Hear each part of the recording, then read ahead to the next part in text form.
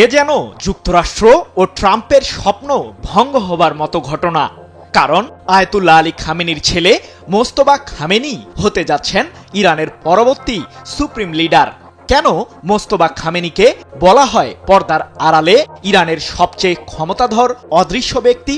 যদিও ইরানের সর্বোচ্চ নীতি নির্ধারক পরিষদ অ্যাসেম্বলি অব এক্সপার্টস এখন পর্যন্ত আনুষ্ঠানিকভাবে সুপ্রিম লিডারের নাম ঘোষণা করেনি, কিন্তু এর পেছনেও রয়েছে নানান রহস্য। তাহলে কি নতুন সুপ্রিম লিডারকেও হত্যার টার্গেট করতে যাচ্ছে যুক্তরাষ্ট্র? এজন্যই কি এখনো নাম ঘোষণা করছে না ইরান? মার্কিন প্রেসিডেন্ট ডোনাল্ড ট্রাম্পের চোখে ধুলো ছিটিয়ে নতুন করে ঘুরে দাঁড়াচ্ছে ইরান। যুক্তরাষ্ট্র ভেবেছিল ইরানের সর্বোচ্চ ধর্মীয় নেতা আয়াতুল্লাহ আলী খামেনিকে হত্যা করে হয়তো নিজেদের পছন্দের ব্যক্তিকে ইরানের সরকারের ক্ষমতায় বসাবে। কিন্তু খামেনিকে হত্যার মাত্র 5 দিনের মাথায় ট্রাম্পের সব স্বপ্নই যেন মাটিতে মিশে গেল। যুক্তরাজ্য ভিত্তিক সংবাদ মাধ্যম ইরান ইন্টারন্যাশনাল 4 মার্চ তাদের এক প্রতিবেদনে দাবি করেছে যে মোস্তফা খামেনিকে ইরানের পরবর্তী সুপ্রিম লিডার বা সর্বোচ্চ ধর্মীয় নেতা হিসেবে নির্বাচিত করেছে অ্যাসেম্বলি অব এক্সপার্টস। ইরানের সর্বোচ্চ প্রতিরক্ষা বাহিনী আইআরজিসির চাপের মুখেই এমন সিদ্ধান্ত নেয় দেশটির নীতি নির্ধারক পরিষদ।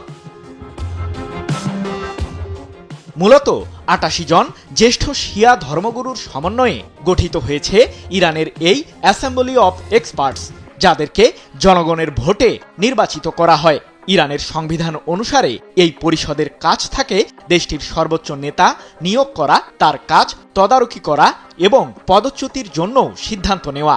ইরানের 47 বছরের ইসলামিক প্রজাতন্ত্রের ইতিহাসে তৃতীয়বারের মতো সুপ্রিম লিডার নির্বাচনের ঘটনা এটি।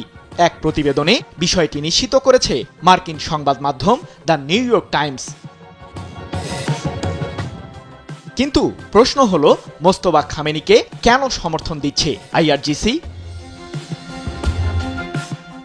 ইরানের পরবর্তী সর্বোচ্চ ধর্মীয় নেতা নির্বাচনের জন্য দেশটির নীতি নির্ধারক পরিষদে 4 জনের নাম জমা পড়ে। মোস্তফা খামেনির পাশাপাশি অন্যরা হলেন আলী রেজা আরাফি এবং দেশটির প্রথম সুপ্রিম লিডার আয়াতুল্লাহ রুহুল্লাহ খোমেনির নাতি সৈয়দ হাসান খোমেনি। কিন্তু মোস্তফা খামেনির সাথে আইআরজিসির রয়েছে দীর্ঘদিনের ঘনিষ্ঠ সম্পর্ক। 56 বছর বয়সী মোস্তফা খামেনি ইরানের শাসন ব্যবস্থার অন্যতম প্রভাবশালী কিন্তু আড়ালে থাকা ব্যক্তি হিসেবেও পরিচিত। তাকে সুপ্রিম লিডার নির্বাচনের জন্য অ্যাসেম্বলি অব এক্সপার্টসকে চাপ প্রয়োগ করেছে আইআরজিসি। এ নিয়ে ইরানের সর্বোচ্চ প্রতিরক্ষা বাহিনীটির দাবি, সংকটময় এই পরিস্থিতিতে ইরানকে নেতৃত্ব দেওয়ার জন্য মোস্তফা খামেনি যোগ্য ব্যক্তিত্ব। এ প্রসঙ্গে মেহেদি রহমতি নামে ইরানের একজন রাজনৈতিক বিশ্লেষক বলেছেন, আমাদের পরবর্তী সুপ্রিম লিডার হিসেবে মোস্তফা খামেনি গুরুত্বপূর্ণ ব্যক্তিত্ব, কারণ তার হাতে রয়েছে রাষ্ট্রের নিরাপত্তা ও সামরিক ব্যবস্থা পরিচালনা এবং সমন্বয়ের দায়িত্ব। যদিও তাকে নির্বাচিত করার সিদ্ধান্তে সবাই খুশি নাও হতে পারে।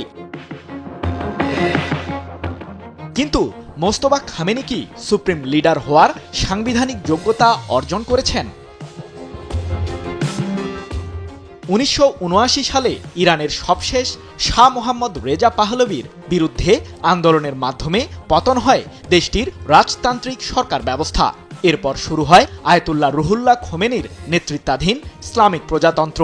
কিন্তু 10 বছরের মাথায় 1989 সালে তার মৃত্যু হলে ইরানের দ্বিতীয় ও পরবর্তী সুপ্রিম লিডার নির্বাচিত হন আয়াতুল্লাহ আলী খামেনি, যিনি দীর্ঘ 4 দশকেরও বেশি সময় ধরে ইরানের রাষ্ট্র ক্ষমতায় ছিলেন।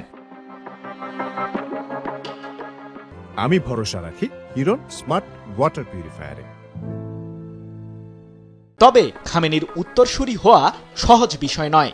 ইরানের সংবিধান অনুযায়ী সুপ্রিম লিডার হতে হলে উচ্চপদস্থ ধর্মীয় আলেম এবং স্বীকৃত ধর্মীয় কর্তৃত্ব ও রাজনৈতিক সক্ষমতার অধিকারী হতে হয়।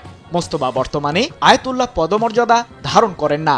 তাছাড়া বংশানুক্রমিক রাজতন্ত্র উৎখাত করে প্রতিষ্ঠিত রাষ্ট্র ব্যবস্থায় বাবা থেকে ছেলের হাতে ক্ষমতা হস্তান্তর দেশটিতে একটি সংবেদনশীল বিষয়। তারপরও বিশ্লেষকদের একটি অংশ মনে করছেন আইআরজিসি ও নিরাপত্তা প্রতিষ্ঠানের ভেতরে শক্ত অবস্থান মোস্তফার প্রার্থিতা জোরদার করতে পারে। সৃজন মাহমুদ, নিউজ 24।